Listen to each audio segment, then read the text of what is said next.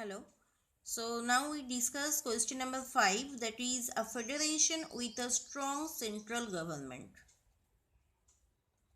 How federation makes our central government very strong.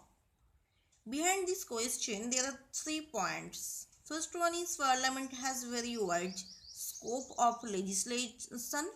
Second one is consequences of the imposition of president's rule are that legislative assembly of the state may be dissolved or suspended.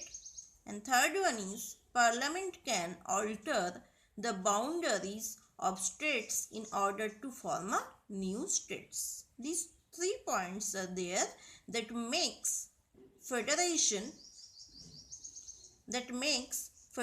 with a strong central government. So let's discuss each and every point. First point, parliament has very wide scope of legislation. Under this point, anytime parliament can make any laws. If they can see in each and any matter and they can see any dispute, they can make any law. And also they can enumerate in the state.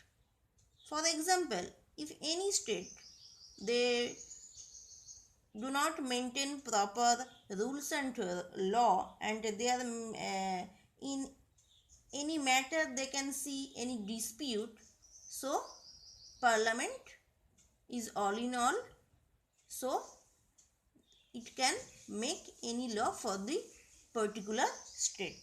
For example, once the president issues a proclamation of emergency, the parliament can legislation on subject mentioned in the state list. Now also we can see in this emergency situation, also we can see anytime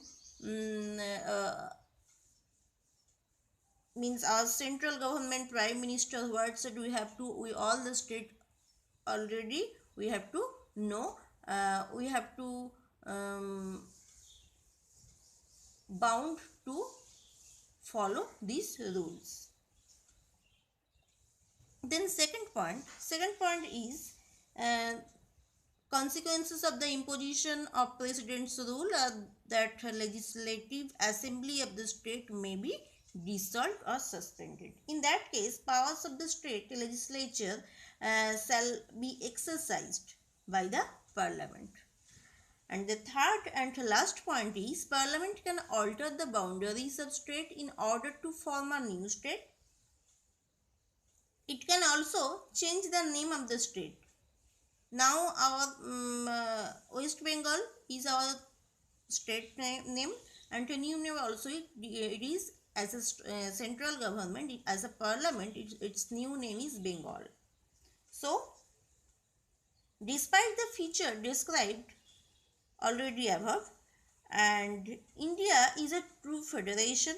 Already we know our constitution that proclaims that India shall be a union state, and we all know Supreme Court is all in all. What it will say, it is the guardian of the constitution. What it will say to the constitution, we have to follow.